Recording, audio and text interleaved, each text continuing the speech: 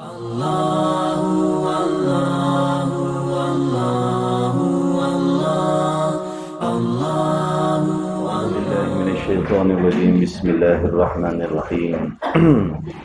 Alhamdulillahi Rabbil Alamin. Wassalatu wassalamu ala ashrafil anbiya wal mursalin wa ala alihi wa sahbihi ajma'in. Allahumma salli wa sallim ala Sayyidina Muhammad wa ala ali Sayyidina Muhammad wa la hawla wa la quwwata illa billahil aliyyil azim. Hasbunallahu wa ni'mal wakeel, ala Allah tawakkalna li ridha'illahi ta'ala al-Fatiha. أعوذ بالله من الشيطان الرجيم. بسم الله الرحمن الرحيم. الحمد لله رب العالمين الرحمن الرحيم مالك يوم الدين إياك نعبد وإياك نستعين اهدنا الصراط المستقيم صراط الذين أنعمت عليهم غير المغضوب عليهم ولا الضالين آمين.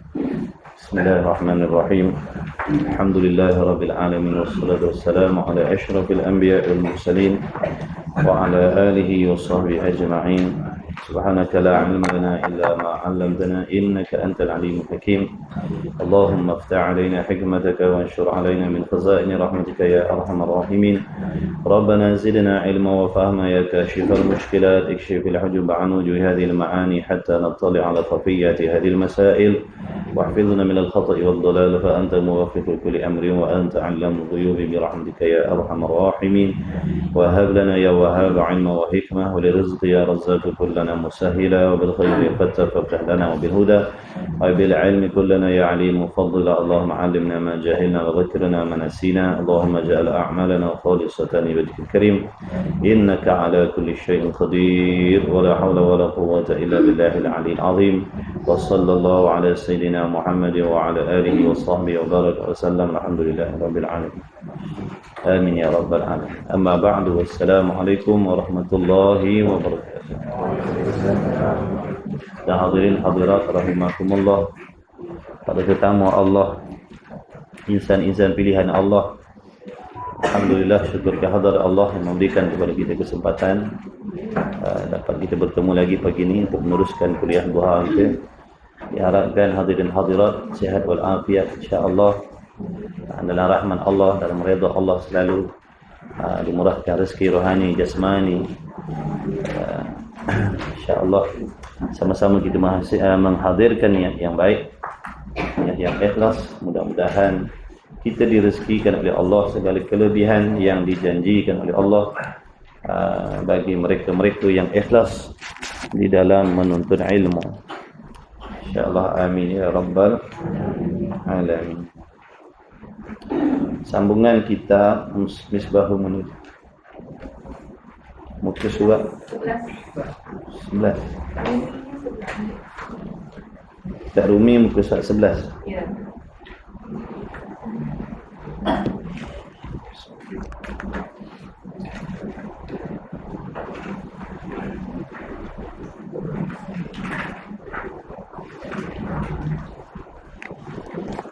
Bermula ihsan. Ya.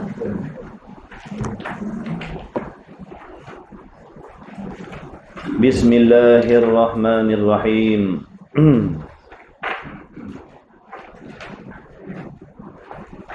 Qala al-muallif rahimahullahu ta'ala wa nafa'ana wa iyyakum bi'ulumihi wa bi'ulumi masyayikhina amin ya rabbal alamin. Bermula ihsan itu berbuat baik. Bermula ihsan itu, apa itu ihsan? Berbuat baik, buat elok, buat baik, berakhlak. Ataupun ihsan itu juga diterjemahkan dengan ikhlas.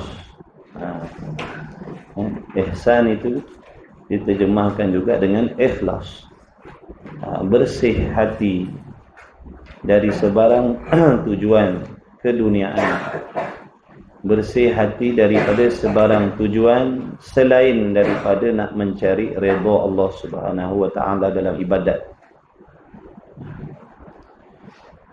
Apa maksud berbuat baik di sini? Dengan maknanya mengerjakan segala perintah Allah mengerjakan segala perintah Allah. Mana contoh perintah Allah? Sembahyang. Seperti itu contoh perintah Allah. Tapi bukan sembahyang sahaja yang diperintahkan oleh Allah. Sebab tu musannif kata mengerjakan segala, bukan mengerjakan sebahagian. Segala perintah Allah. Apa yang diperintah oleh Allah, setiap yang diperintah oleh Allah, sama ada yang diperintah oleh Allah pada kita mukallaf untuk melakukan perkara yang diwajibkan oleh Allah, ataupun melakukan perkara yang disunnahkan oleh Allah, ataupun menjauhkan perkara yang diharamkan oleh Allah, atau meninggalkan perkara yang dimakruhkan oleh Allah. Itu masuk dalam kata segala perintah Allah. Melakukan ibadat juga perintah Allah, meninggalkan maksiat juga perintah Allah. Mengerjakan perintah Allah sama ada membuat perkara yang diwajibkan, atau membuat benda yang disunatkan, atau meninggalkan perkara yang diharamkan atau dimakruhkan, zahir dan batin. Mengerjakan perintah Allah tadi itu, segala itu maknanya masuklah amalan yang zahir, masuklah amalan yang batin, amalan hati. Contohnya mana perintah Allah? Seperti sembahyang. Makna sembahyang yang diperintah lah. Sembahyang yang diperintah oleh Allah, yakni sembahyang yang didirikan mengikut syarat-syarat dan rukun-rukun, yang zahir dan yang batin. Sembahyang yang didirikan berdasarkan pengetahuan. Sembahyang yang didirikan berpandukan pengetahuan, ilmu. Dengan makna musalli itu, orang yang mendirikan solat itu mengetahui dan memahami apakah syarat-syarat, apakah rukun-rukun yang zahir dan yang batin, apakah yang membatalkan solat dan sebagainya. Bagaimanakah nak menghasilkan keikhlasan,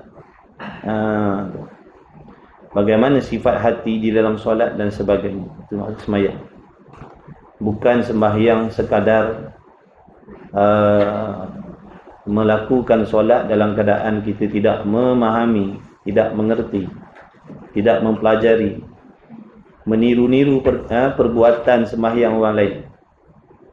Bukan. Itu bukan sembahyang yang diperintahkan. Sembahyang yang diperintahkan oleh Allah itu adalah sembahyang yang didirikan mengikut undang-undang.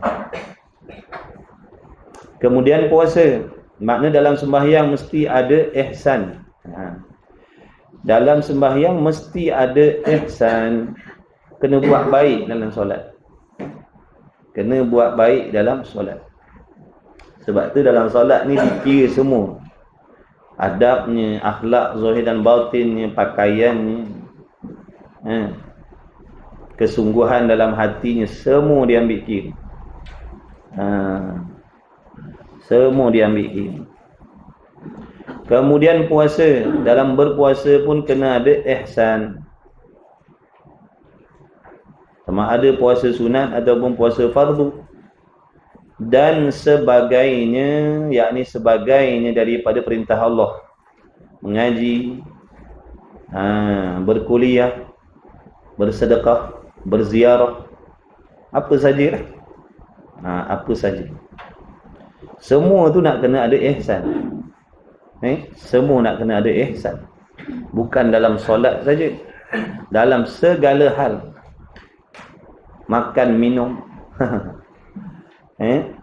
Dalam perkataan, dalam pemandangan, dalam pendengaran, semua nak kena ada ihsan. Sekarang ni kena ada ihsan dalam diri.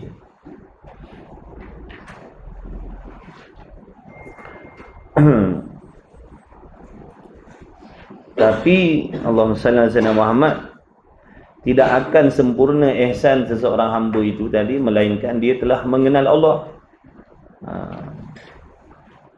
Tidak ada ihsan kalau tak kenal Tuhan. Macam mana nak ada ihsan, macam mana nak ada ikhlas dalam hati kalau kita tidak mengenal siapa itu Allah. Kalau kita tak kenal Allah, ihsan kita tak sempurna, ataupun boleh jadi tidak ada ihsan langsung. Tengok para nabi, tengok para rasul, tengok para wali-waliullah, arif billah, mereka ada ihsan. Sebab itu mereka melakukan ketaatan kepada Allah dalam segala hal, zahir dan batin. Sama ada mereka duduk di khalayak ramai ataupun waktu mereka duduk seorang diri. Mereka sentiasa ihsan dengan Allah. Meskipun mereka duduk di makna duduk berseorangan, mereka tidak membuat benda-benda yang dibenci oleh Allah. Ataupun di dalam hati mereka tidak ada menyimpan sifat-sifat yang menjadi asbab dibenci oleh Allah. Meskipun kelakuan hati itu tidak boleh dilihat oleh makhluk, tetapi mereka sedar, yakin bahawa sesungguhnya hati mereka senantiasa diperhatikan oleh Allah Subhanahu wa taala. Dengan sebab itu mereka sentiasa mengawasi. Mereka sentiasa mengawasi, mengawal hatinya daripada dihinggapi penyakit-penyakit yang menjadi asbab dibenci oleh Allah. Contohnya takabur. Di dalam dirinya tidak ada takabur, tidak merasakan sombong di dalam hatinya, dalam apa keadaan sekalipun, dalam solat ataupun di luar solat, dalam waktu dia berpuasa ataupun waktu mereka tidak berpuasa. Di dalam hatinya ada muraqabah, senantiasa sedar dan yakin diperhatikan oleh Allah. Dalam perhatian Allah sentiasa zahir dan batin. Sebab tu mereka ni terkawal sentiasa daripada membuat maksiat. Sebab dalam diri dia tu ada ihsan. Ada ihsan. Kita tak ada. Kita ada batu nisan saja.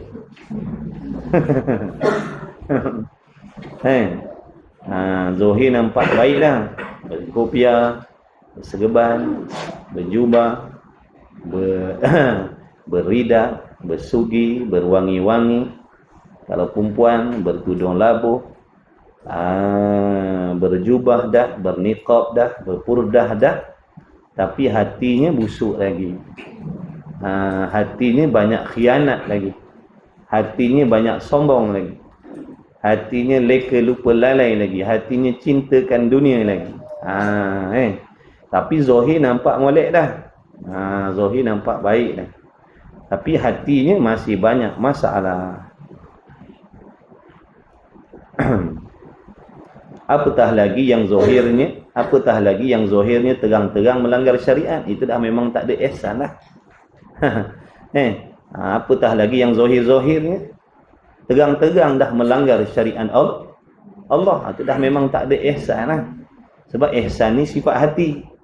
Hati yang baik akan memberi kesan yang baik pada zahir. Hati yang ada ihsan, hati yang takut dengan Allah, dia akan memerintahkan zahirnya melakukan taat kepada Allah.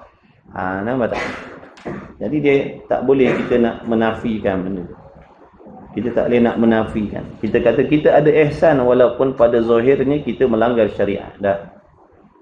Bila langgar syariat tu makna tidak berbuat baik dah tu. Kan makna ihsan tadi berbuat baik. Makna melanggar syariat baik ke tidak? Dah. Siapa-siapa yang melanggar syariat, mana dia tak baik, dia tidak ada ihsan.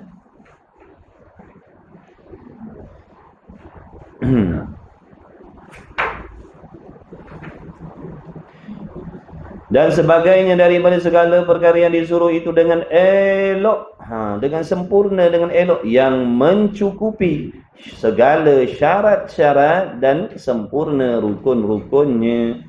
Kalau solat tadi, solatlah. Mana kita nak tahu syarat-syarat tadi agar dapat kita menyempurnakan? Itulah yang disuruh, diperintahkan belajar. Itu yang diperintahkan belajar tu, supaya kita boleh mengetahui syarat-syarat tadi.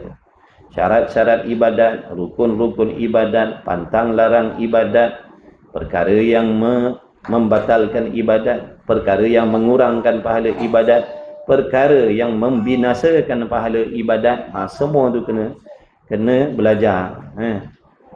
Sebab tu diwajibkan belajar, menuntut ilmu. Maksud ilmu akhirat. Ilmu dunia tak payah suruh pun orang belajar. Ilmu akhirat ni nak kena suruh selalu, nak kena ajak selalu, nak kena kempen selalu. Ilmu dunia tak payah. Sebab nak belajar ilmu dunia ni memang muafakat dengan hati kita yang cintakan dunia tu. Tak suruh belajar pun dia nak belajar juga. Sebab muafakat dengan hati kita yang cintakan dunia tu. Kasihkan dunia tu.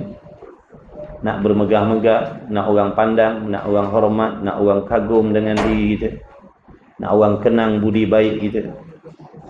Selagi orang tak pandang, tak puas hati. Selagi orang tak hormat, tak puas hati. Itulah kotornya hati kita tadi. Sebab apa? Cintakan dunia, cintakan makhluk lebih daripada Allah. Bila cintakan makhluk lebih daripada Allah, kita akan membelakangkan perintah Allah demi makhluk. Asalkan dapat dunia, biarlah agama tergadai pun tak apalah. Biarlah hati kita seronok, asalkan terabai agama pun tak apa. Asalkan hati kita seronok, asalkan kita puas hati. Auzubillah min zalik.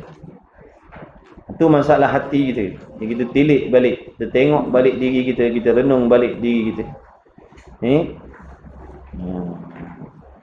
Macam mana keadaan kita kalau macam tu nak balik, nak bertemu Allah, nak menghadap Allah dalam keadaan hati yang macam tu.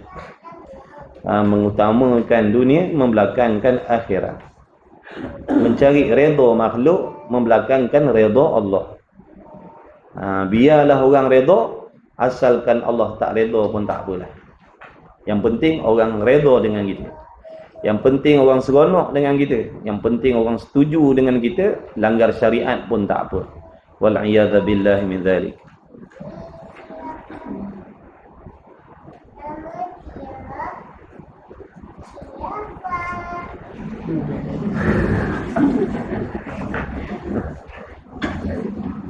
Apa dia cakap? Seolah-olah. Ni dia nak menggambarkan. Ini dia nak menggambarkan keadaan, kelakuan, rupa orang yang ada ihsan dalam ibadat dia. Seolah-olah ni nak menggambarkan. Nak membayangkan, nak menerangkan bagaimana orang yang bila dalam dirinya ada ihsan. Ni gambaran dia. Seolah-olah mengerjakan dan menunaikan perintah Allah Ta'ala itu, sama ada yang wajib tadi ataupun yang sunat tadi, ataupun meninggalkan yang haram tadi, seolah-olah dia beribadat tu, seolah-olah dia berada di hadapan Allah. Seolah-olah berada di hadapan Allah. Nak menunjukkan apa tu? Nak bagi tahu apa sebenarnya tu? Dengan makna orang yang beribadat seolah-olah berada di hadapan Allah ni, dia akan menjaga segala serba-serbi. Pada segala pihak, pada segala sudut, dia akan perhatikan, dia akan cermat, dia akan amat-amati. Dia akan berusaha bersungguh-sungguh membuat seperti yang Allah nak. Dan dia akan menjauhkan apa-apa sahaja yang Allah benci. Dia akan tilik segala sudut tu. Dia akan ambil berat segala sudut tu. Itulah gambarannya, seolah-olah berada di hadapan Allah. Kita buat contoh mudah nak faham. Kalau kita sebagai seorang pekerja, seolah-olah kita sedang melakukan tugasan kita di hadapan majikan kita. Kita akan buat yang terbaik. Kita akan usaha menjauhkan benda yang majikan kita tak suka. Tapi majikan kita tu dia hanya nampak zahir, dia tak sampai ke dalam hati kita. Walaupun nampak zahirnya waktu kita buat kerja tu manis mukanya, tapi dia tak tahu hati pekerja dia menyumpah-nyumpah.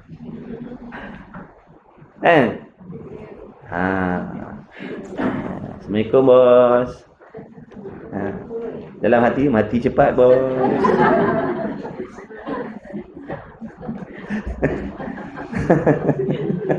Lah. Dia akan nak jaga zahir sebab dia tahu bos dia tak tahu hati dia. Jadi mak pagi bos.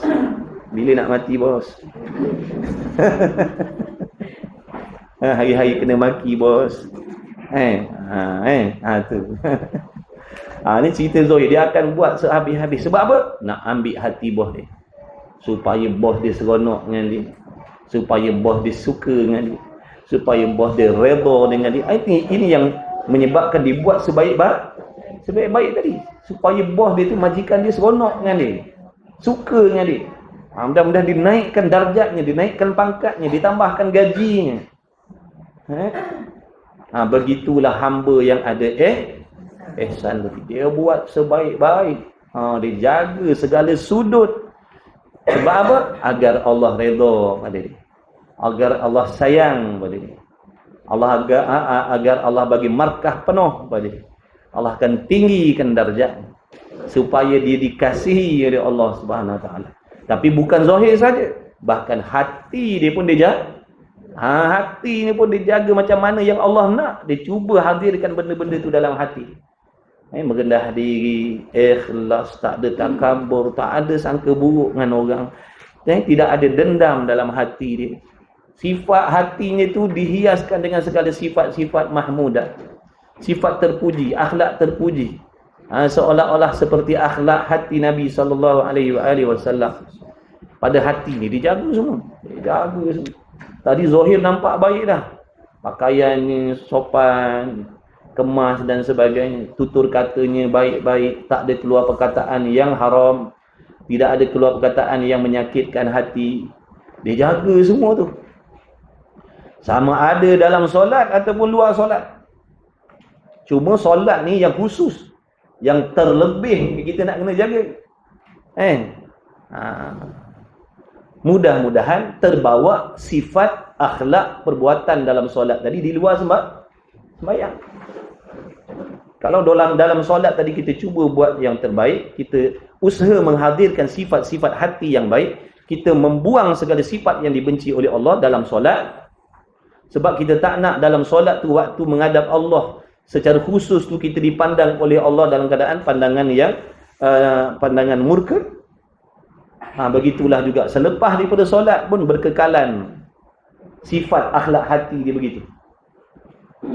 Dalam solat boleh maki hamun orang. Tengah-tengah solat maki orang. Tengah-tengah solat ngumpat. Ada?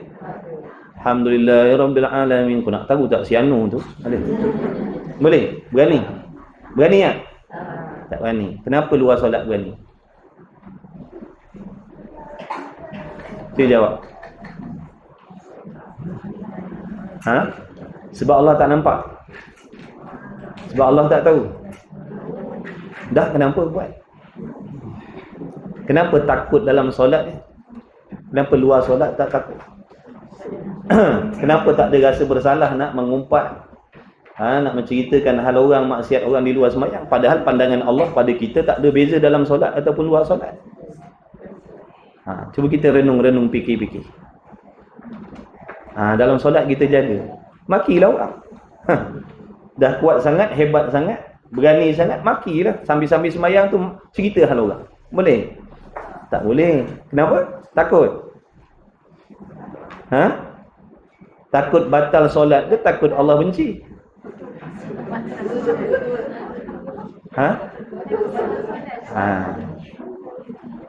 Faham ke tak faham apa yang nak disampaikan?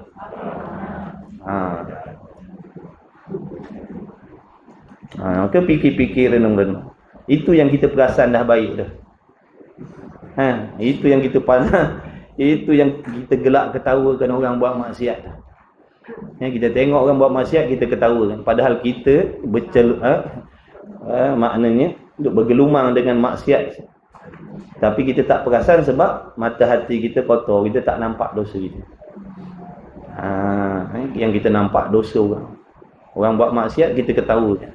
Padahal kita sedang duduk dalam maksiat yang lebih besar daripada itu lagi.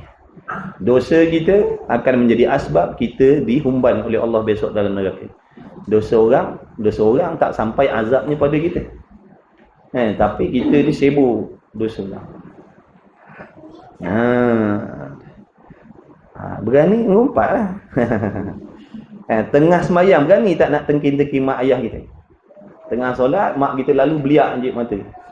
Tengah solat, mak kita lalu, ayah kita tinggikan suara. Berani? Tak berani. Kenapa luar solat berani? Tengah solat berani tak nak cakap tak elok pada suami? Tak berani? Ataupun tengah-tengah solat duk WhatsApp suami, maki hamun suami dalam WhatsApp tengah solat. Tak berani. Kenapa luar solat berani?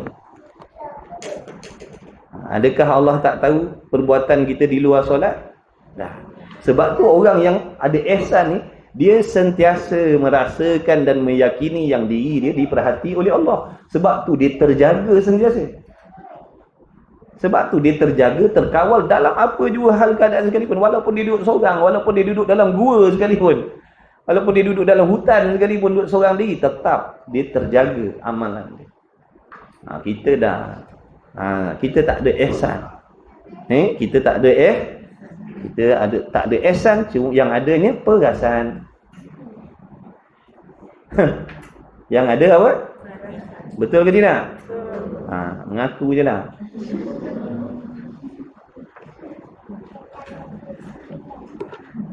Baik. Tu cerita ihsan. Nak melengkapkan ihsan ni kena mengaji tasawuf. Itu peranan ilmu tasawuf.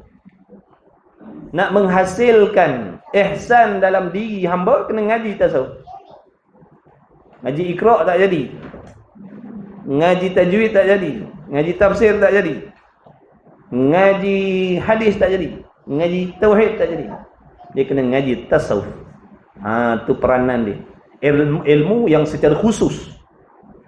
Ada dalam Quran hadis tu, tapi dia secara umum begitu. Makna secara khususnya nak menghasilkan ihsan, nak menghasilkan ikhlas. Sebab ihsan ni amalan hati. Kena ngaji tasawuf. Dalam ilmu tasawuf tu dia akan bimbing, dia akan didik, dia akan ajar, dia akan terangkan bagaimana nak menjadikan ataupun nak menghasilkan ihsan dalam diri seseorang hamba tu tadi. Yang mana apabila ada ihsan tu nanti dia akan jadi orang yang baik.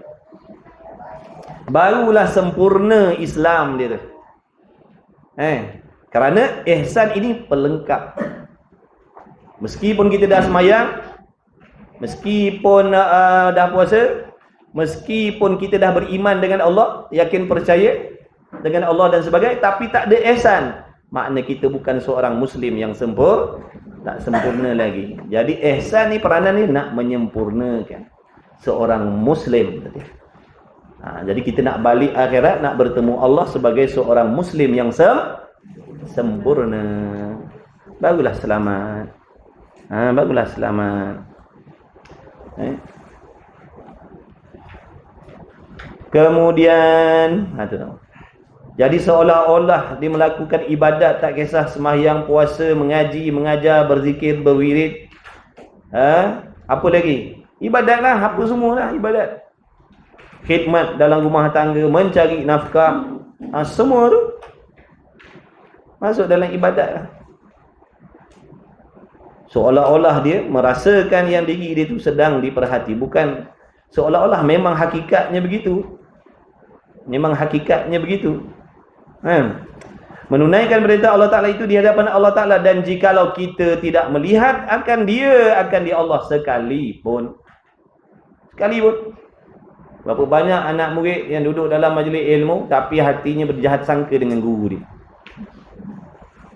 Dia duduk dalam majlis ilmu, dia duduk dalam majlis guru tu, tapi hatinya bersangka jahat dengan guru. Dia tak ada ihsan. Dia tak ada ihsan. Sebab tu Allah tak bagi dia berkah ilmu tu. Sebab Allah tahu dia tidak beradab. Hatinya tidak berakhlak dengan guru. Meskipun guru tak tahu. Meskipun guru tu nampak mukanya manis. Assalamualaikum Ustaz. Salam. Di dalam diam contohnya, diumpatnya guru, dicarinya aib guru, dicari aib keluarga guru. Itu semua jenis murid-murid yang tidak ada adab dengan guru.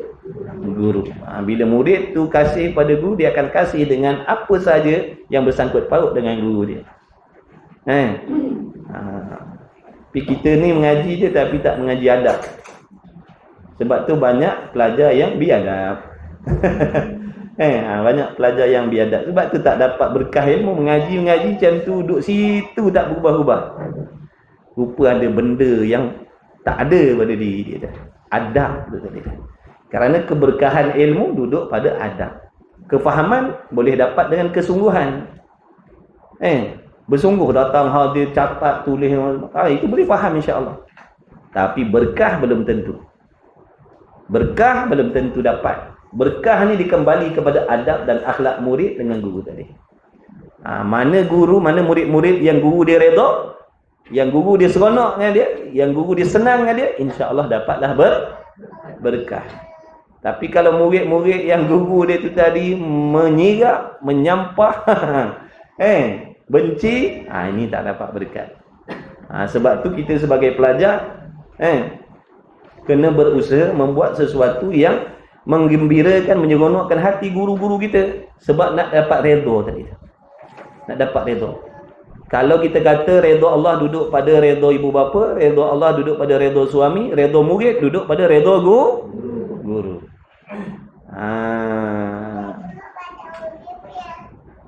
Baik. Itulah adab dia, itulah adab dalam menuntut ilmu tadi tu. Banyak pelajar-pelajar yang tak ada adab. Dia mengaji tapi dia cari kelemahan guru dia, cari kelemahan keluarga guru dia.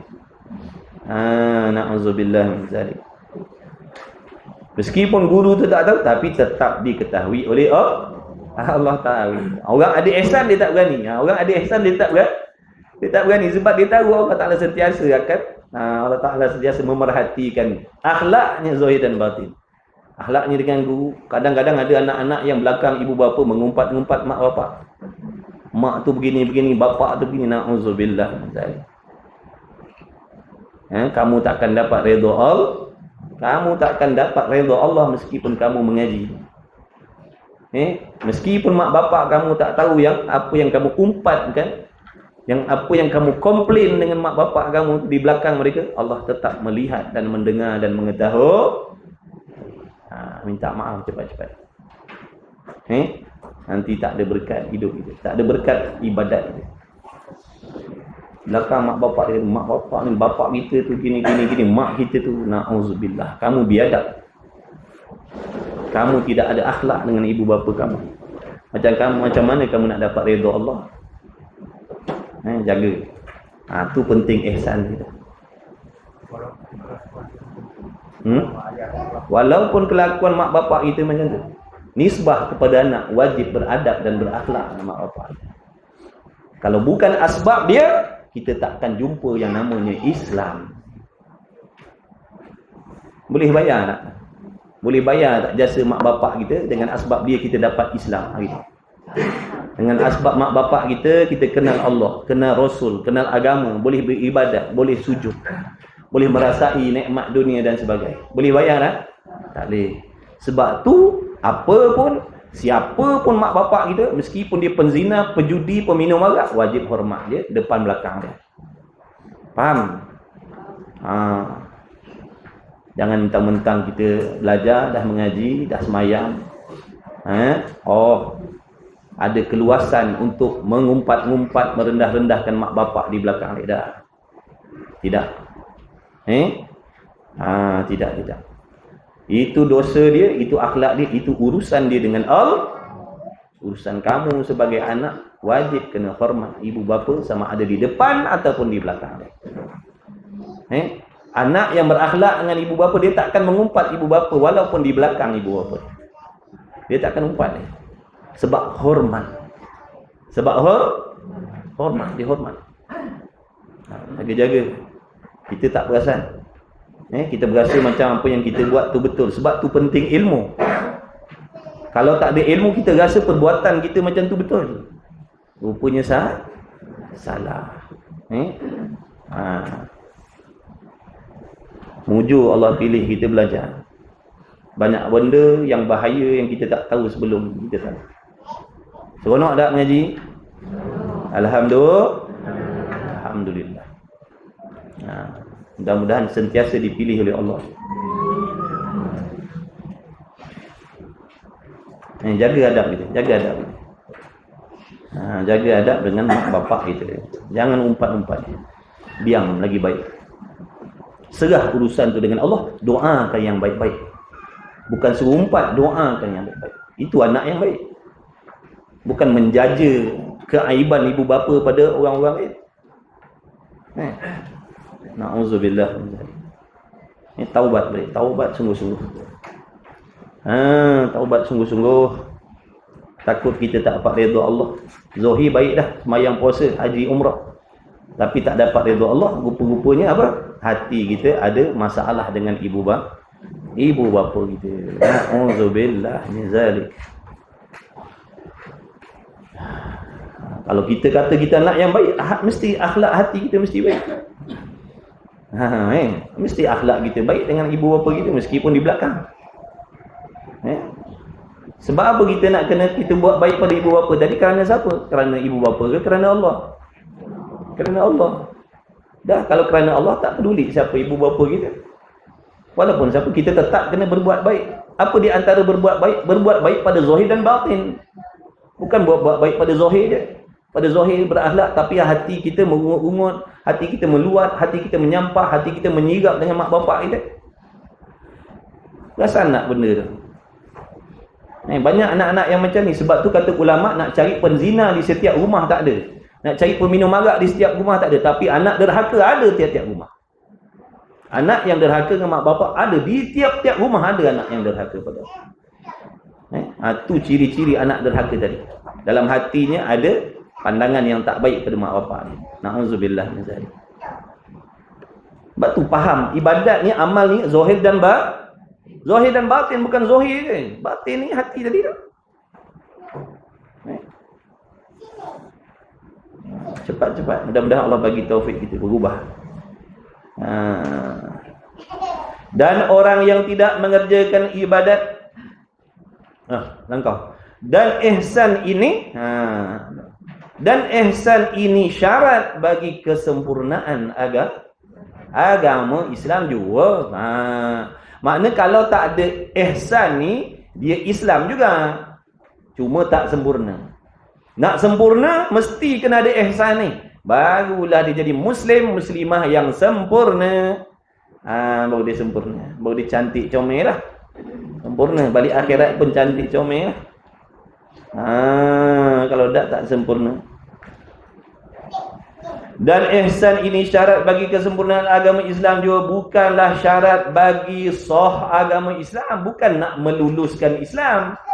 Yang nak meluluskan Islam adalah iman. Yang nak meluluskan Islam lulus ke tidak? Tengok dulu. Contohlah, pergi Puspakom. Pergi Puspakom nak cek apa tu? Islam orang ni lulus ke tidak? Nanti dulu tengok dulu iman dia. Pegangan dia dengan Allah betul ke tidak? Dengan Rasul, dengan kitab, hari kiamat, qada qadar, malaikat dan sebagainya. Betul tak pegangannya? Tepat tak? Selari tak? Jazam tak? Yakin tak? Baru lulus Islam dia. Faham tak tu? Tiba-tiba yang seorang ni tengok sembahyang okey dah, puasa okey dah, zakat haji umrah dah. Cuba cek iman dia. Tiba-tiba memiliki pegangan yang sesat terhadap Allah ataupun pegangan yang sesat terhadap Quran, maka tidak lulus Islam. Islam mana yang tak lulus tu? Islam di sisi Allah. Islam di sisi Allah tu tak lulus. Mana Allah tak pakai. Dia bukan orang Islam di sisi Allah. Walaupun pada zahirnya sembahyang, puasa, zakat, haji, umrah, tutup aurat, baca Quran dan sebagainya. Dia hanya Islam di dunia.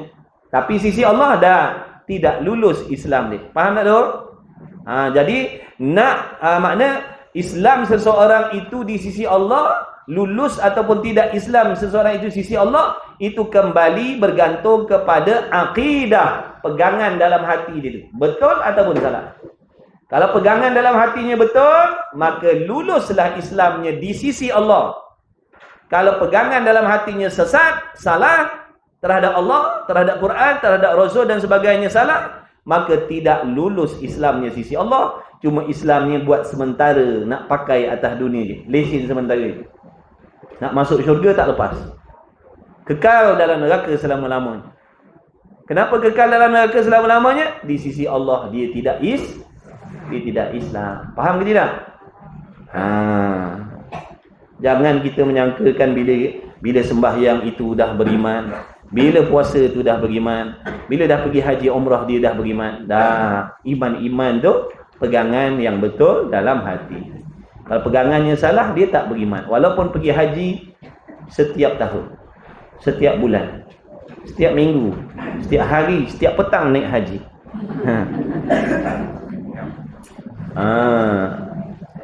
Baik, kemudian perlu faham tu tuan-tuan. Ramai orang tak faham tuan-tuan. Sebab tu orang tak kisah nak mengaji pasal akidah ni. Sebab dia kata aku beriman dah, buat apa aku nak mengaji? Buat apa aku nak mengaji lagi? Aku orang beriman. Mana? Aku semayang. Nampak tak? Dia tak faham, Sebab itulah bahaya jahil ni, bahaya. Musibah jahil agama ni akan jadi musibah pada diri. Celaka dia tu akan datang pada diri kita balik. Kecelakaan, kejahilan terhadap agama ni akan kembali kepada diri kita sendiri. Sebab tu Nabi mengingatkan belajar. Sebab tu tutup guru dan ulama tak putus-putus, tak berhenti-berhenti mengajak. Mari mengaji, pergi mengaji, jangan tak mengaji. Sebab tahu dah celaka yang bakal menimpa tu. Sebab mereka tahu, mereka terlebih tahu, terlebih faham tentang celaka yang akan menimpa orang yang jahil agama atas dunia. Nanti menyesal. Bila Allah tak terima amalan kita, besok kita menyesal lah. Salah kita sombong, tak hargai apa yang alim ulama pesan, dia sombong. Jadi orang sombong memang patut pun dapat celaka. Orang sombong memang dapat celaka. Tak kira sombong dengan makhluk pun dapat celaka, lebih-lebih lagi sombong dengan Allah, lagi besar celaka yang kita dapat. Kemudian katanya musannif lagi, dan orang yang tidak mengerjakan ibadat dengan elok, mana dengan ihsan? Dengan elok tu mana dengan ihsan? Jadi orang-orang yang melakukan ibadat tadi, contohnya tu tadi ibadat dalam bentuk membuat. Ni contohnya kita meninggalkan benda haram. Kita meninggalkan benda haram, kita meninggalkan benda maksiat, kita dah berhijrah dah sekarang, tak buat lagi dah benda-benda mengarut tu, tapi bukan kerana Allah. Kerana nak mencari, nak meraih redha makhluk. Supaya makhluk seronok dengan kita dah sekarang. Supaya makhluk memuji-muji dah kita sekarang. Supaya makhluk hormat kita. Orang ni tidak ada ihsan. Meskipun dia dah meninggalkan maksiat, meskipun dia dah berubah, dah berhijrah dah. Tapi adakah dia ada ihsan? Dia tak ada ihsan. Sebab apa? Penghijrahan dia tadi, dia meninggalkan maksiat tadi bukan untuk nak mencari redha Allah, tapi nak mencari redha manusia. Supaya manusia redha dengan dia. Supaya manusia seronok dengan dia. Dulu dia kena maki, jadi dia tak nak kena maki dah. Dia tak nak kena maki, dia pun berubah. Supaya apa berubah tu? Supaya orang puji-puji dah aku sekarang. Tak nak dah lah orang maki-maki aku nak orang puji-puji, orang hormat aku dah sekarang ni. Na'udzubillah. Tu yang suruh mengaji tu, nak hijrah pun kena mengaji. Jangan hijrah totok macam tu. Orang hijrah, kita hijrah, tapi kita hijrah totok gitu. Apa tu sengih seorang-seorang perasan dah baik dah. Padahal kita hijrah dengan tak ada sesat juga. Orang tak ada ilmu dia akan sesat jalan walaupun pada zahirnya ibadat. Jadi nak hijrah baguslah hijrah tu. Tapi tak cukup dengan hijrah kalau tidak ada ilmu. Mesti mengaji. Kenal Tuhan, baiki hati, tahu pantang larang syariat.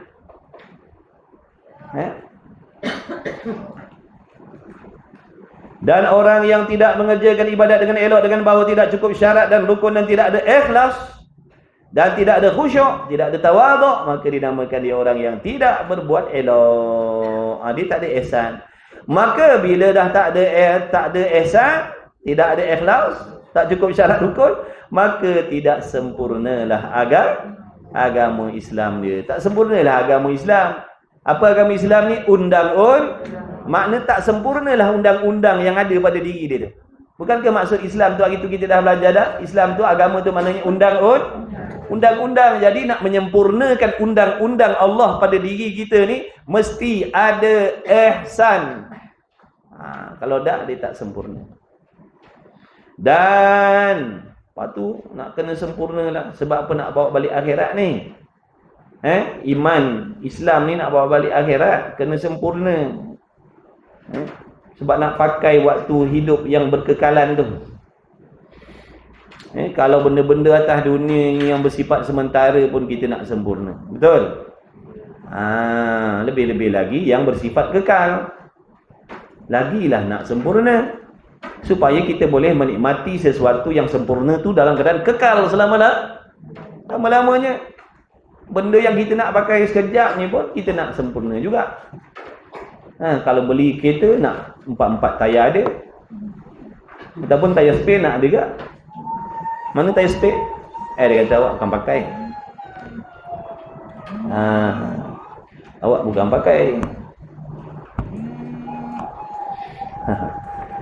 Jadi walaupun tak pakai nak sempurna juga. Padahal kan pakai pun. Beli motor walaupun tak pakai side mirror. Bina. Mana side mirror? Awak bukan pakai side mirror. Tak pakai, tu cerita lain. Mana? Nak sempurna. Padahal pakai sementara je. Ni nak pakai sampai akhirat ni. Takkan tak nak sempurna. Orang tak cerdik je macam tu. Dia kata benda yang tak kekal ni biarlah sempurna. Yang kekal tu tak sempurna tak apa. Ada masalah lah tu. Ada masalah pada akal dia tu, ada masalah. Dia kata yang sementara ni biarlah sempurna. Yang sementara ni mesti sempurna. Yang kekal tu, itu tak sempurna pun tak apa. Tu tak cerdik. Dia kalau cerdik, yang tak sempurna, yang sementara ni pun aku nak sempurna juga, lebih-lebih lagi yang kekal tu. Yang nak pakai lama tu lagi lah nak sempurna. Tu baru dia kata cerdik. Kalau dah dekat dunia ni pun nak selamat, dekat akhirat lebih-lebih lagi lah nak selamat. Dia kata kita ni kat dunia ni biar kita selamat, biar kita senang, biar kita kaya, biar kita bahagia. Dekat akhirat besok celaka pun tak apalah. Kat akhirat besok celaka pun tak apalah, kena azab ke, itu tak apalah. Asalkan sekarang ni yang sementara ni kita dapat bahagia, seronok. Tu maknanya tak cerdik dia tu. Namanya tidak berakal. Gila nama dia. Sebab tu ulama kata, orang yang berakal itu, orang yang sebenar-benar berakal ni siapa? Orang yang menggunakan akal fikiran dia, mencari jalan sebaik-baik untuk mencari pahala, mencari bekalan akhirat. Itu orang berakal. Bukan pandai baca, speaking berabuk dah. Gaji ratus ribu dah. Bukan. Orang berakal ni, orang yang gunakan akal ni mencari bekal akhirat. Orang yang gunakan akal untuk kenal Tuhan. Orang yang guna akal untuk tahu benda halal haram. Orang yang berakal adalah orang yang pandai, bijak, nak selamat balik akhirat. Orang yang berakal adalah orang yang menggunakan akal untuk meraih pahala ibadat sebanyak-banyaknya. Menaikkan darjat setinggi-tingginya suatu di atas dunia. Itu orang berakal sebenar-benarnya. Itu orang bijak. Itu orang waras. Di sisi Allah, pada pandangan Allah, itulah orang berakal.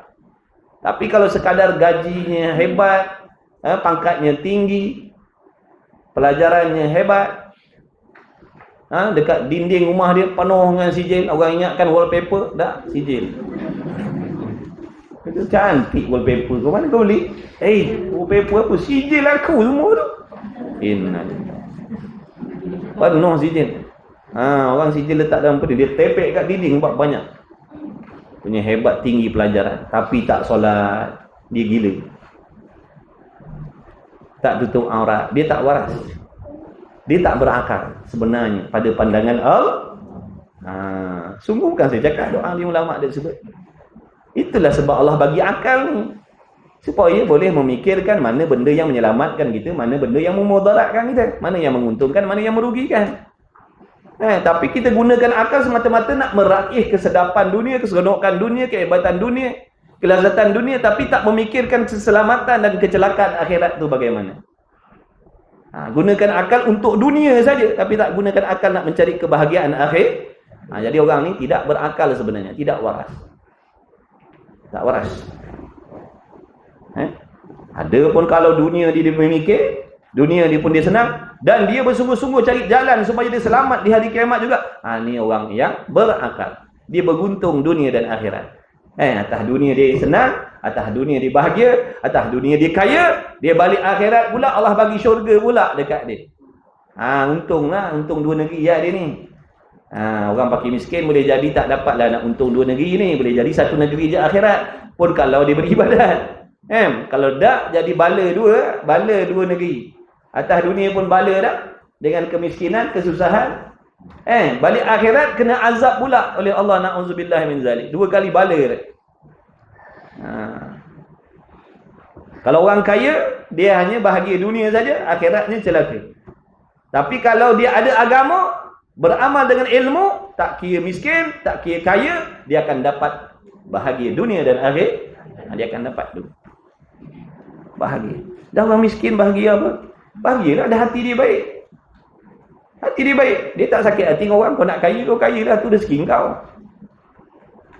Dia tak ada doa-doakan orang lain supaya hilang nikmat.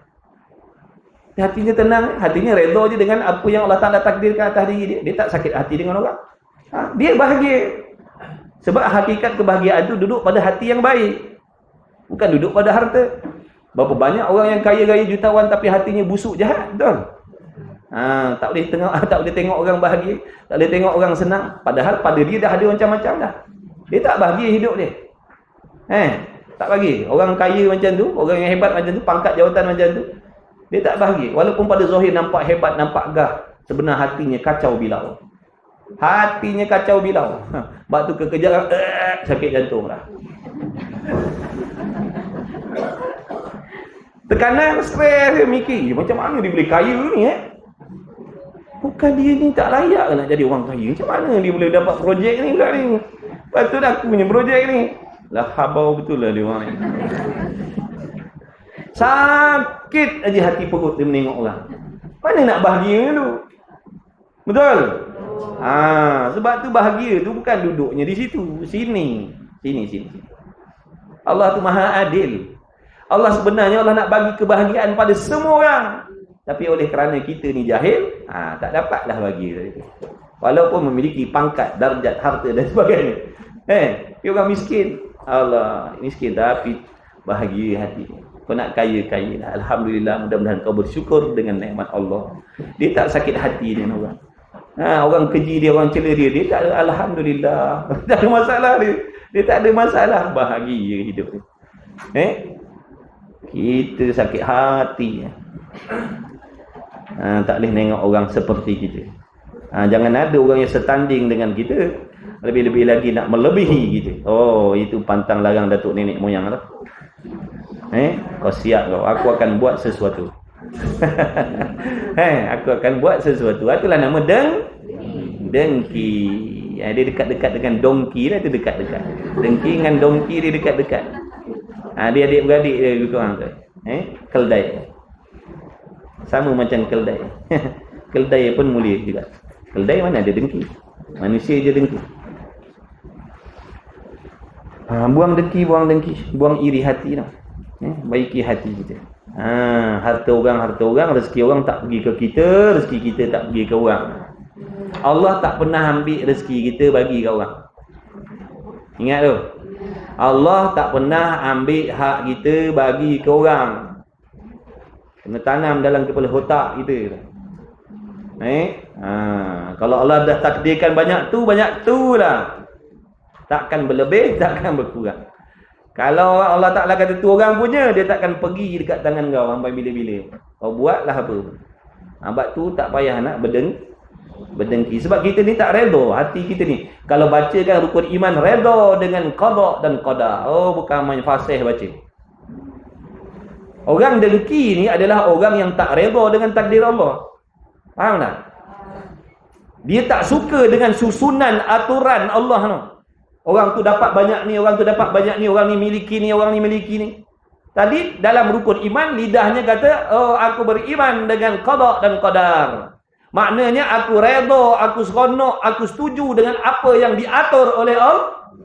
Tiba-tiba bila Allah uji, binawi ni macam mana dia boleh kaya pula ni, macam mana dia boleh bahagia pula ni. Bercerai dah kau, gaduh dah kau. Ni kata beriman dengan qada qadar ni. Sebab tu baca sesiapa pun boleh baca. Sebab tu Allah uji nak tengok betul ke kau ataupun kau bohong. Betul ke kau redha dengan qada qadar? Dia baca. Uji sikit, tengok, uji sikit. Bila Allah uji, mula timbul sakit hati, tak boleh tengok orang lain dapat nikmat, mula dah mendoa-doakan yang tak baik. Tu dengki tu. Orang yang redha dengan qada qadar dia takkan ada dengki sebab dia yakin benda tu aturan Allah dah. Allah terbaik dah. Allah Maha bijak, Allah Maha mengetahui apa yang terlebih baik untuk hamba dia, apa yang terlebih mudarat untuk hamba dia, apa yang terlebih sesuai untuk kita, apa yang tak sesuai untuk kita. Faham tak ni? Bukan marah nak, nasihat je. Mengaji dah. Mengaji dah, semayang dah, dengki tak habis-habis. Baca Quran, dengki tak habis-habis. Qiyamul lail, berdengki tak habis-habis. Kau jangan haraplah kau akan dapat apa yang kau buat daripada qiyamul lail kau. Berqiyamul lail lah sampai lekuk dahi, bukan lebam, sampai lekuk dahi kau sujud pun. Kalau ada dengki kau takkan dapat apa pun daripada ibadat yang kau buat. Orang yang nak pahala banyak dia kena jauhkan pantang. Tu pantang dalam ibadat. Dengki ni pantang dalam ibadat. Iri hati ni dengki dalam ibadat. Sangka jahat ni pantang dalam ibadat. Jaga-jaga. Jangan kita seronok beribadat tapi benda tu kita tak pantang. Percayalah kita akan balik akhirat dengan tangan kosong daripada pahala. Kita akan bawa dosa sebanyak-banyaknya. Na'udzubillah min zalik. Ingat senang ke tuan-tuan nak masuk syurga ni? Ingat senang ke? Nabi dah pesan dah. Nak masuk neraka tu seronok. Nak masuk neraka seronok. Tapi nak masuk syurga penuh dengan kesedihan, penuh dengan kesakitan. Betul? Tapi kena hadaplah. Kalau nak syurga kena hadaplah benda tu. Kau kena hadap, kita kena hadap benda yang kita benci, baru kita akan dapat benda yang kita kasih. Kita kena hadap benda yang kita benci, baru kita akan dapat benda yang kita kasih. Apa yang benda kita kasih? Redha Allah, syurga Allah. Ni benda yang kita kasih. Tapi nak dapat redha Allah, kasih Allah, syurga ni, kena lalui benda-benda yang kita benci dulu. Apa benda yang kita benci tadi? Nafsu benci tengok orang lain lebih. Nafsu benci kalau ada benda yang dalam tangan kita ada juga pada tangan orang lain. Tu nafsu benci lah tu. Nafsu tak suka maknanya. Nafsu tak suka. Yang nafsu suka apa? Berdengki. Suka tak? Nafsu suka tak berdengki? Jawablah jujur. Suka. Mana ada nafsu yang tak suka? Nafsu suka lah berdengki, dah memang tabiat nafsu begitu. Nafsu kita bukanlah berubah jadi macam nafsu orang-orang wali-wali tau. Seronok dengan ibadat. Kita ni nafsul amarah lagi ni. Seronok berdengki, seronok berdendam, seronok sangka buruk. Seronok cari rahsia orang, sekodeng rahsia orang. Selak rahsia orang, selagi tak jumpa tak puas hati. Tak sendawa kalau makan, tak sendawa selagi tak jumpa aib orang. Ni semua benda-benda yang seronok oleh nafsu. Yang tak seronok apa? Jangan cari aib orang, jangan berdengki. Ni semua tak seronok ni. Makna kena lalu benda-benda ni, baru kau akan sampai syurga.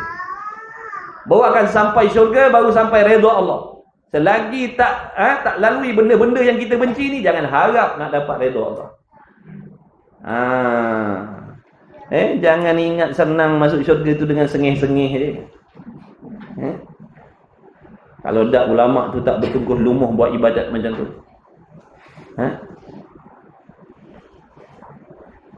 Orang yang tak tahu je kata ibadat tu senang. Orang yang tak ada ilmu je kata nak masuk syurga tu mudah. Tapi orang kalau tahu, sangat suka. Sangat suka. Sebab tu dia takut, sebab tu dia sentiasa bergantung, berharap dengan pertolongan Allah. Tolonglah ya Allah. Tolonglah selamatkan aku ya Allah. Jangan biarkan aku ya Allah. Garanti kalau kau biarkan, garanti celaka aku ya Allah. Tolonglah. Tolonglah selamatkan aku. Tolonglah sentiasa pantau aku ya Allah. Tu orang yang takut. Dia risau, takut. Kita tak takut sebab pada kita senangnya masuk syurga. Semayang banyak-banyak masuk syurga lah. Bangun qiyamul lail. Time haji-haji, tengok umrah-umrah, tengok korban-korban. Lepas tu baca Quran, khidmat rumah tangga, yang suami cari nafkah yang halal. Syurga dah. Oi, pantang dah jauh kan belum? Pantang dah jauh kan ke belum? Dah yang seronok sangat syurga-syurga tadi. Jangan lupa pantang tu. Pantang tu kena ingat. Bagus dah, baik dah buat-buat benda-benda tadi tu. Tapi kalau tak pantang tadi takkan selamat. Bukan saya yang cakap. Imam Ghazali bagi tahu dah tu. Makanlah ubat apa pun kalau kau tak pantang kau takkan elok sampai bila-bila. Makanlah ubat apa pun tapi pantang kau tak jaga pantang. Makanlah ubat apa pun. Taknya sembuh. Tapi yang sembuh mana? Dia berpantang, dia makan ubat serta dia jaga pantang. InsyaAllah orang ni sihat. Macam kita ni. Ibadat banyak tapi tak pantang. Jangan haraplah. Jangan haraplah nak bawa balik bekal pahala. Jangan harap. Satu pun tak ada. Dengki ada, hasad ada, riak ada, ujub ada. Habis. Lengkap. Ini bukan penyakit 3 serangkai. Ini tak tahu berangkai-rangkai macam mana. Berangkai-rangkai. Cukup dengan takabur. Cukup dengan takabur ada. Dengan sendiri yang lain-lain tu pun ada dah. Bila ada sombong, dengan sendiri ada iri hati. Dengan sendiri ada dengki. Dengan sendiri ada fitnah. Dengan sendiri ada macam-macam. Cukup dengan takabur. Patutlah Nabi kata kalau ada takabur ni sebesar biji sawi pun, dalam hati takkan masuk syurga. Patut pun. Rupanya takabur ni benih dia. Benih yang menimbulkan penyakit-penyakit yang Allah benci dalam hati kita. Sebab tu kalau nak buang penyakit-penyakit tu kena buang sombong dulu. Tapi kena buang betul-betul lah. Buang betul-betul barulah tak ada dengki. Orang yang dengki mesti dia sombong. Dia tidak akan berdengki kalau dia tidak sombong. Orang yang dengki ni mesti dia adalah orang yang sombong. Mesti. Ulama beritahu dah tak? Kenapa boleh jadi dengki? Sebab dalam hati ada sombong. Aku yang terbaik. Aku yang layaknya. Aku yang baiknya. Aku yang bagusnya. Kenapa orang-orang ni dapat? Dia tak bagus. Dia tak baik. Ya Allah, kau tariklah nikmat tu. Sebab dia orang ni tak layak. Dia orang ni bukan orang baik. Aku yang baik. Nampak tak tu? Kenapa tadi? Daripada sombong. Tapi kalau dia rendah diri, aku yang paling hina, aku yang paling jahat, makna aku ni ahli maksiat, aku tak layak. Bila tengok orang lain dapat nikmat, patut pun dia dapat. Memang padan patut pun dia dapat. Sebab dia orang baik. Memang patut pun Allah bagi kebahagiaan kepada diri dia. Sebab dia orang baik. Dia orang berakhlak. Aku orang jahat. Aku banyak dosa maksiat. Ada tak sombong? Ada tak dengki? Ada tak dengki? Tak ada. Orang yang tawaduk hatinya takkan ada dengki dalam hati. Contoh, dia merasakan dia yang banyak dosa, banyak maksiat. Jadi bila Allah Ta'ala layan orang lain dengan memberikan kebaikan, kebajikan, kebahagiaan, dia kata apa? Memang patut ya Allah orang-orang ni dapat. Orang-orang ni memang patut dapat ya Allah. Sebab apa? Dia orang baik. Nak bandingkan dengan aku ni ahli maksiat. Memang patut pun aku tak dapat benda macam ni. Jadi dia dapat memang patut ya Allah. Jadi ada tak dengki? Tak ada. Dengki tu apa? Mengharap-harapkan nikmat itu ditarik oleh Allah, tu dengki. Ni tak ada. Bila kita tengok orang macam tu, dah memang dia layak dapat. Dia orang baik. Berbanding dengan yang takabur tadi, ya Allah kau tariklah kebahagiaan dia. Tu dengki. Kenal dengki tu, jangan tak jumpa cari pula. Perasaan dalam hati mengharap-harap hilang nikmat yang ada pada orang lain, itu dengki dah tu. Cek tengok dalam hati kita ada tak benda tu. Kalau ada diam-diam lah, jangan beritahu. Tu aib dosa kita. Mengadu dengan Allah. Perasaan dengki ni perasaan dalam hati. Menginginkan, mengharap-harapkan nikmat yang ada pada orang, sama ada nikmat dunia atau nikmat agama, ditarik kembali oleh Allah. Bila tengok orang tu kaya, harap-harap dia miskin. Bila orang tu senang, harap-harap dia susah. Bila orang tu berkahwin, harap bercerai. Bila orang tu bahagia, harap bergaduh. Tu dengki lah tu. Tu dengki lah tu, jangan kata bukan pula. Kenal ke tak kenal ni?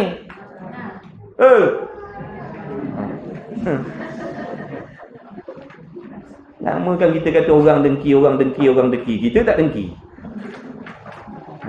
Biar kenal lah. Sebab tu sifat ilmu tasawuf tu dia nak memperkenalkan penyakit tu. Dia perkenal kalau dengki apa simptom dia, apa alamat dia. Kalau ada confirm dah tu. Cepat-cepat rawat, cepat-cepat buang, jangan simpan. Sebab jadi celaka tu penyakit tu. Menjadi diri kita celaka besok. Kena buang cepat-cepat. Kadang kita dah jumpa, kadang dah jumpa kita biarkan. Ni satu masalah. Yang tadi dia tak rawat sebab tak jumpa. Ni dia dah jumpa, dia tak nak rawat. Dia kata biarlah. Padahal setiap penyakit tu kena usaha ubat. Lebih-lebih lagi penyakit hati. Wajib ubat penyakit hati ni. Wajib. Allahumma salli ala sayyidina Muhammad. Ni kata ibadat. Tu semua resepi-resepi lah tu ibadat lah. Jangan kita ingat ibadat ni mudah. Biar kita fikir, biar ada takut, biar ada risau, biar ada bimbang. Barulah tak ada masa nak fikir tentang dunia tu.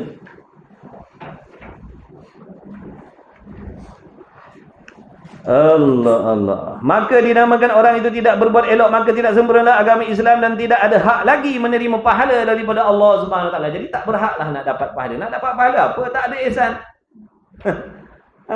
Orang yang dapat pahala ni orang yang ada ihsan. Kita tak ada ihsan. Pahala apa nak dapat? Beribadat dah? Ya, dah beribadat. Tapi oleh kerana tak ada ihsan, tak layak nak mendapat pahala. Dan bila tak dapat pahala, nak bawa balik akhirat, nak bawa balik apa? Duit. Bawa balik duit kita yang banyak mana? Malaikat, ni pahala tak ada tapi duit ada lah. Ni 3 juta ni. Malaikat kata, inzalam. Inzalam lah. Ke akhirat bukan nak pakai duit dah. Bukan nak pakai gold bar ke. Gold apa ikut lah. Ke akhirat nak pahala. Jadi biarlah bijak cari pahala dan bijak simpan pahala tu. Kalau tak nanti balik muflis. Sabda Nabi SAW daripada Sayyidina Umar ibn al-Khattab radhiyallahu ta'ala berkata, ya, bainama nahnu julusun 'inda Rasulillah sallallahu alaihi wasallam.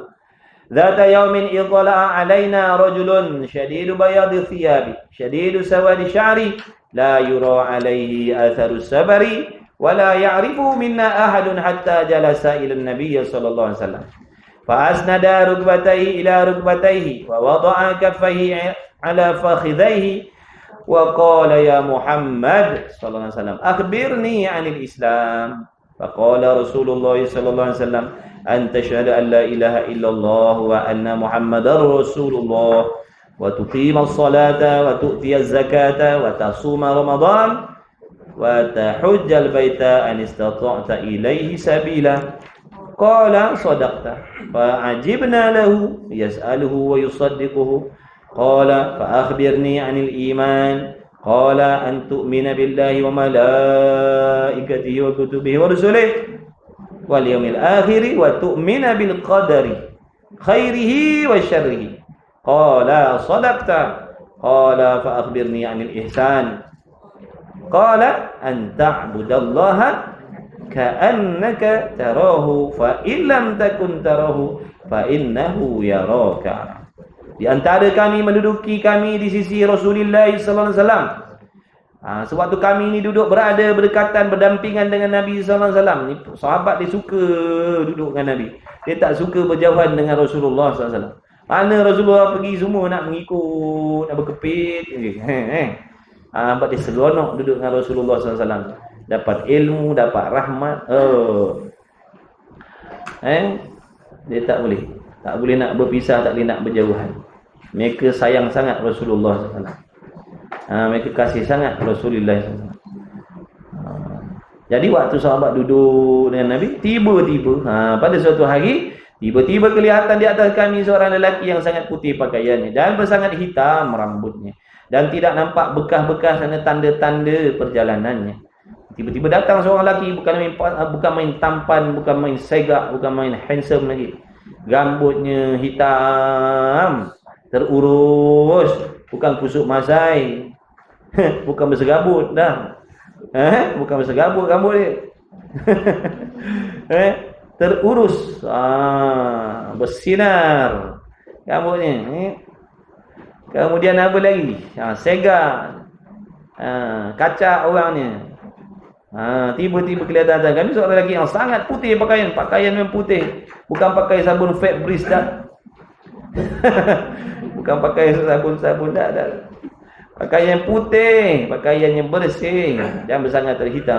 Tidak nampak bekas perjalanan. Tak ada tanda-tanda musafir maknanya.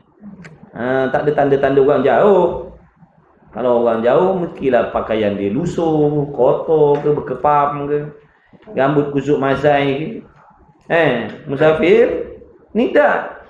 Nampak ni macam orang dekat ni. Nampak macam orang dekat ni, macam orang dekat-dekat sini. Dan tidak mengenalkan dia oleh seorang daripada puak kami. Yakni padahal seorang kami sahabat pun tak pernah tengok ni siapa dia lelaki, tiba-tiba dia muncul. Tak pernah tengok pun. Seseorang daripada puak kami sehingga ia menduduki akan Rasulullah SAW dan sandar ia makna menemukan akan dua lututnya kepada dua lutut Rasulullah SAW. Makna duduk dekat sangat dengan Rasul, bersentuh bersentuh tu, berhadapan, menghadap lutut tu. Punyalah hampir ni. Dan meletak ia akan dua tangannya atas dua paha Rasulullah sallallahu alaihi wasallam. Oh, masya-Allah, tabarakallah. Bukan main mesra lagi, bukan main akrab lagi nampaknya tu. Sehingga boleh macam tu duduk bertentang lutut, kemudian waktu cakap tu pegang pula paha Nabi. Bukan sebarang orang tu. Kalau bukan kawan rapat ke apa benda tak boleh nak buat macam tu. Kena menapar je kan. Lepas tu dengan Tok Guru, ingat lagi dengan Tok Guru, jangan buat pasal-pasal dengan Tok Guru. Kau jangan nak buat pasal-pasal, nak pegang-pegang dan tu pasal. Memang jawab ni kan kau dapat sesuatu, dapat hadiah. Dapat hadiah. Oh, Tok Guru Hajilah, ingat tu jadi. Backing kau main. Tok Guru Hajilah pondok lu buat apa? Bukan main backing ni. Tapi baik sangat hati, ya Allah. Backing, tapi baik hati. Backing bila tak kena adab dia backing. Dia jadi rimau. Tiba-tiba jadi rimau. Pergi jumpa dia, kalau ni tak butang kau siap kau. Pergi jumpa dia, ni yang baju ni sebelah macam ni Pergi jumpa dia. Nak salam, siap kau kan. Memang kau dapat sesuatu. Dia jaga. Dia Tok Guru Hajilah di Kemah, serban di Kemah, pakaian di Kemah. Dia suka baju putih. Sebelum kuliah kan dia duduk. Dia mengajar di bawah. Dia duduk. Dia pastikan dulu. Tu kita perhati. Kita sudah duduk depan dia. Kita perhati.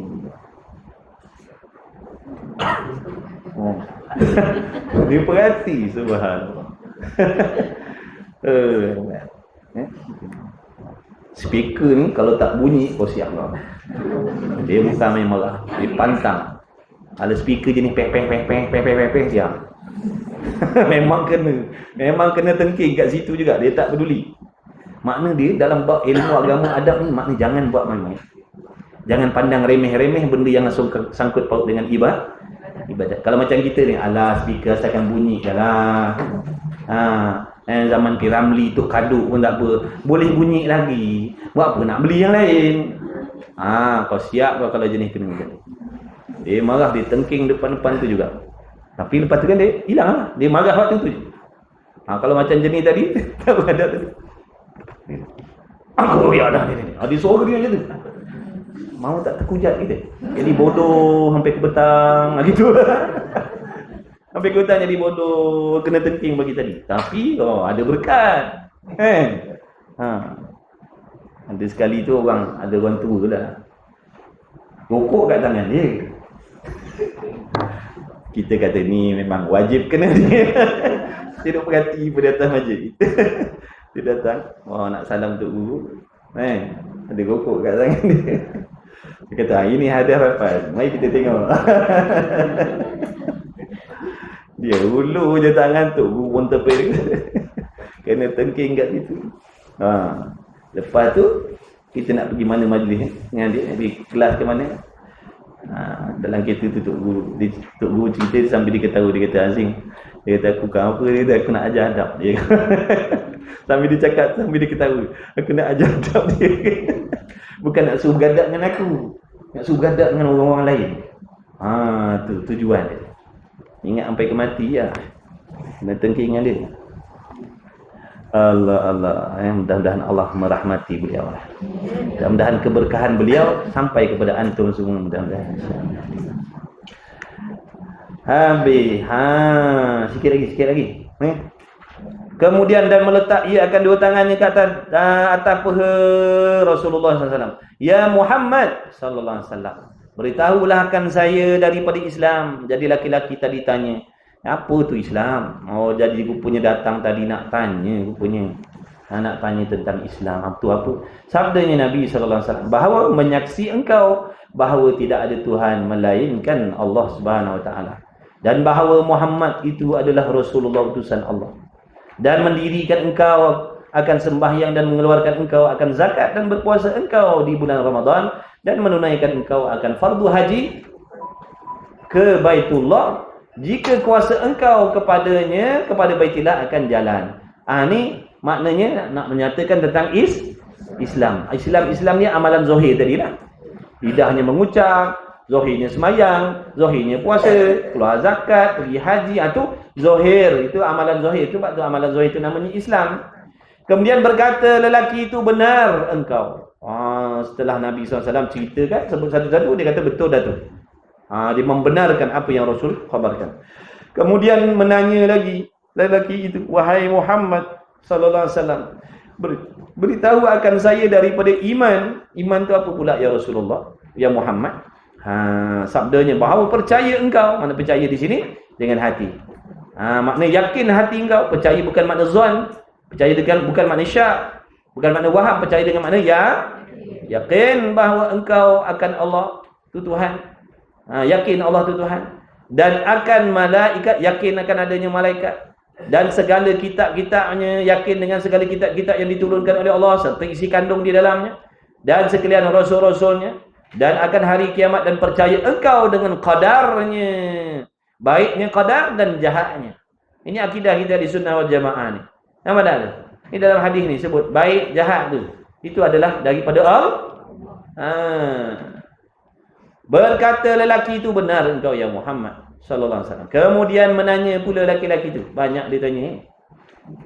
Beritahu akan saya ya Muhammad sallallahu alaihi wasallam daripada ihsan. Ihsan itu apa pula ya Muhammad? Sabdanya Nabi sallallahu alaihi wasallam bahawa engkau mengerjakan ibadat akan Allah Taala, maknanya engkau beribadat kepada Allah itu seolah-olah engkau melihat akan Allah Taala. Macam kau dapat lihat Allah tu. Sebab itulah kena kenal dulu Allah tu, barulah memberi kesan. Kalau tak kenal Allah, meskipun kalau contohlah, kalau majikan, kita tak kenal majikan, biarlah majikan tu ada depan mata kita, itu buat tak kerti. Mudah-mudahan majikannya cepat dan mati agaknya. Rupa ada depan kita. Kita ingatkan kawan kita, rupa majikan, orangnya kecil, rupa majikan rupanya. Kita ingatkan kawan kita, duduk kantin sambil makan. Bro, majikan dah datang, bos ini. Dia diam, dia kata, belum lagi. Aku cukup menyigap betul lah dengan dia. Lepas makan kan kena panggil masuk pejabat. Kena buang kerja kena 4 jam. Rupanya majikan dia tadi. Dah tak kenal, nampak tak tu? Dah tak kenal majikan tu. Kita nak beribadat kepada Allah, nak berkhidmat kepada Allah, tapi kalau Allah tak kenal, bahaya. Faham tak? Nak berkhidmat kepada Allah, tapi Allah kita tak kenal, bahaya tu. Kena kenal Allah lah. Kena kenal Allah.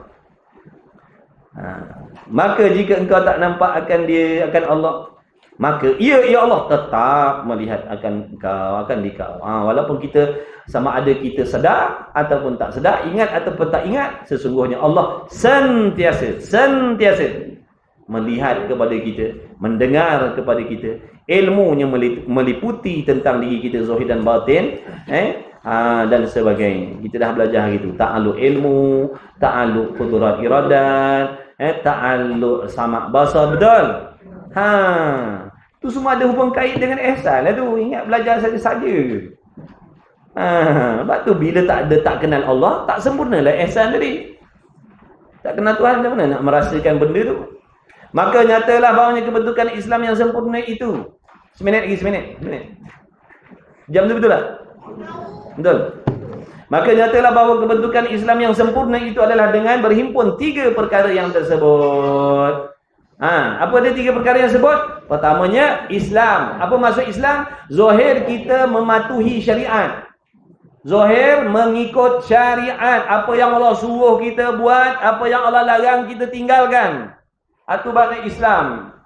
Kemudian di samping itu pula mestilah kita memastikan akidah pegangan dalam hati terhadap Allah, Rasul, hari kiamat, kitab-kitab Allah dan sebagainya itu mesti betul pegangan tu, mesti betul kefahaman tu, mesti betul kepercayaan tu. Itu namanya iman. Kemudian lengkapkan dengan kena ada ihsan dalam hati kita, dalam diri kita. Bila bergabung 3 ni, jadilah dia seorang Muslim yang sempurna. Balik akhirat comel lote balik. Comel lote balik akhirat sempurna menghadap Allah, sempurna. Dalam solat dia sempurna menghadap Allah.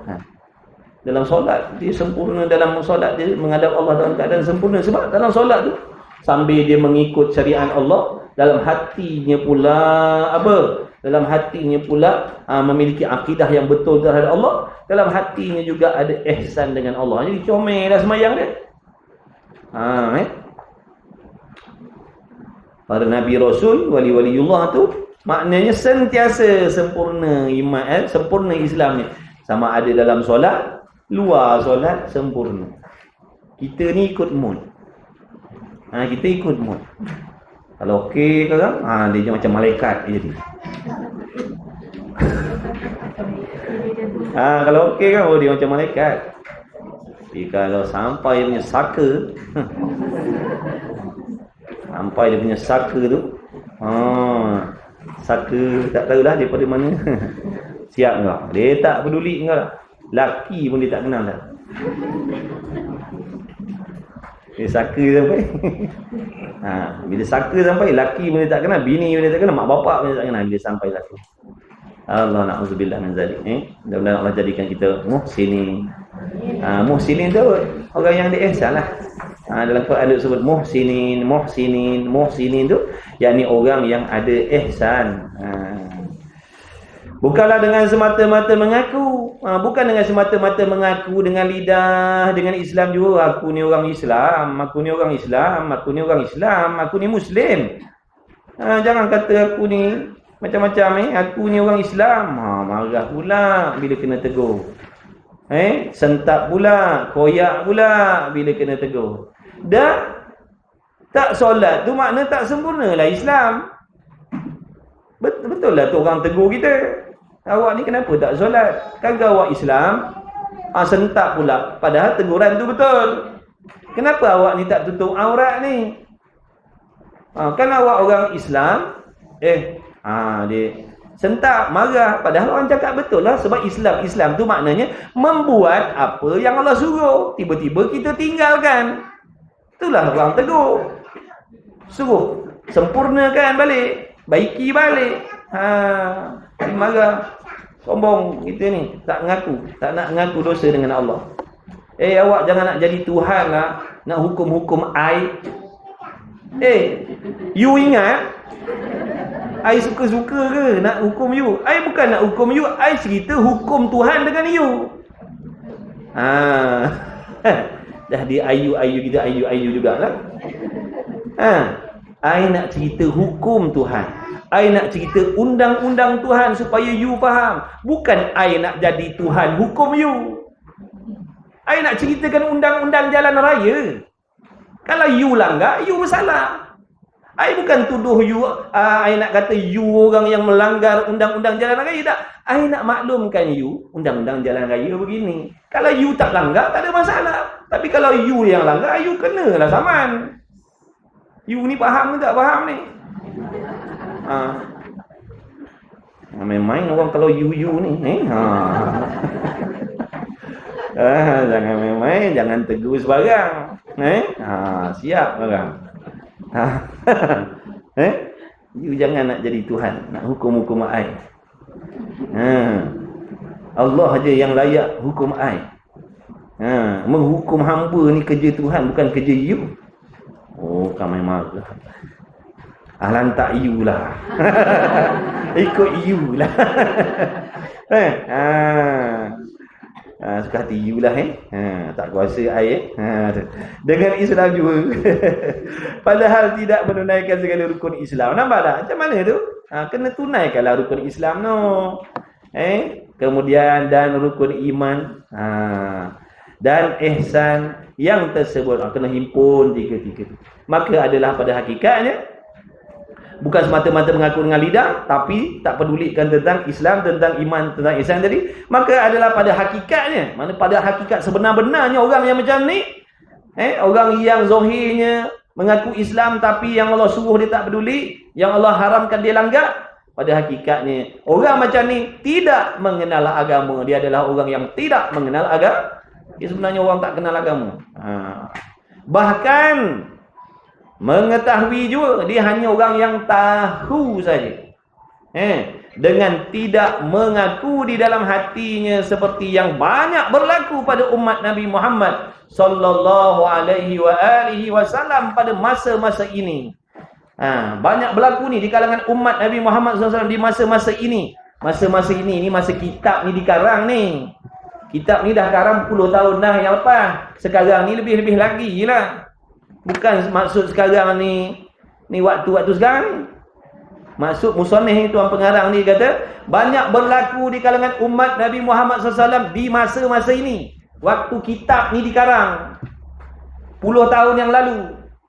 Sekarang lebih-lebih lah. Sekarang lebih-lebih lagi lah. Kalau dah dulu macam tu, sekarang lebih-lebih lagi. Dengan mengetahui semayang, tahu kalau sebut tentang semayang, tahu semayang tu wajib, tahu tutup aurat tu wajib, tahu arak tu haram, begini haram, begitu haram, tahu.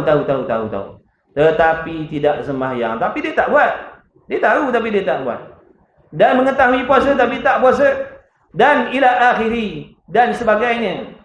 Tahu tutup aurat tu wajib tapi tak nak tutup, tahu mengaji tu wajib tapi tak nak mengaji. Tahu derhaka tu haram, tapi buat juga. Tahu mengumpat tu haram, tapi mengumpat juga. Tahu berdengki tu haram, tapi berdengki juga. Kenapa tu? Tewas dengan nafsu. Tewas dengan bisikan syaitan tu. Maka dengan huraian yang panjang, kalau nak tahu lagi, segi panjang lagi cerita tentang iman Islam ihsan ni, hendaklah engkau lihat di dalam risalah saya, dalam kitab di satu lagi yang bernama Al-Hablul Matinu fi Ma'rifatid Din. Dalam kitab tu huraian lagi panjang. Ni kitab kecil, dia tahu cadang untuk kitab risalah kecil je, sikit-sikit dah disebut tapi penting. Wallahu a'lam. Bermula Allah Subhanahu wa taala itulah yang terlebih maha mengetahui segala-galanya. Jadilah mudah-mudahan Allah memberikan ilmu yang bermanfaat kepada kita semua.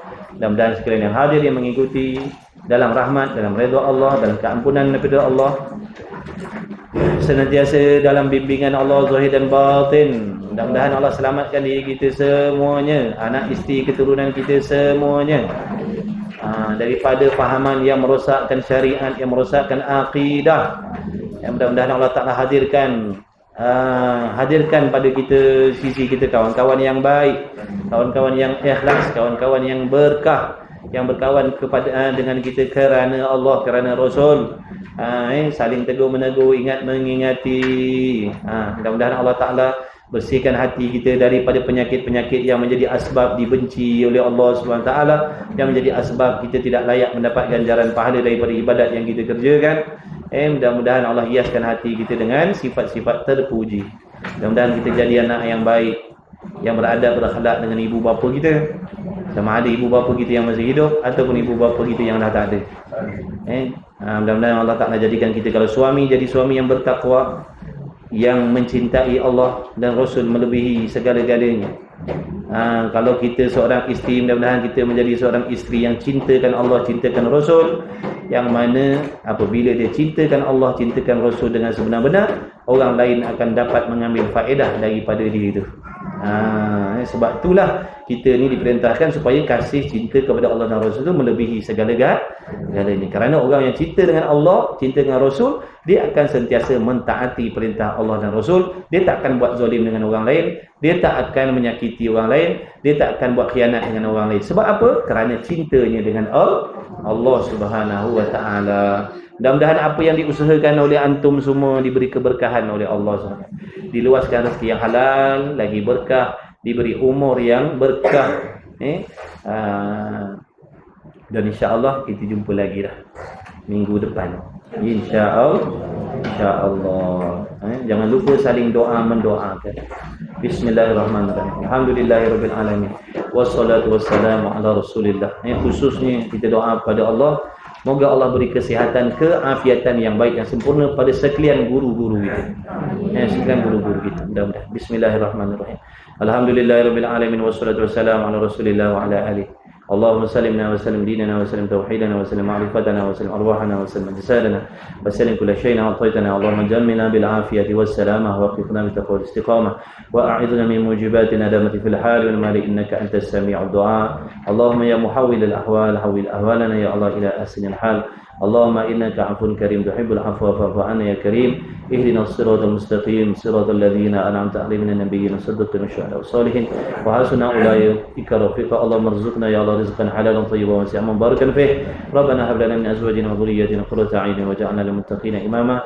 Rabbana zalamna anfusana wa illam taghfir lana wa tarhamna lanakunanna minal khasirin. Rabbana anfa'na bima 'allamtana. Rabbana 'allimna alladhi yanfa'una. Rabbana faqih ahlana wa qarabatin lana fi dinina ma ahli qutri umthal dzakar. Wa sallallahu ala sayyidina Muhammad walhamdulillahi rabbil alamin. Taqabbalallahu minkum.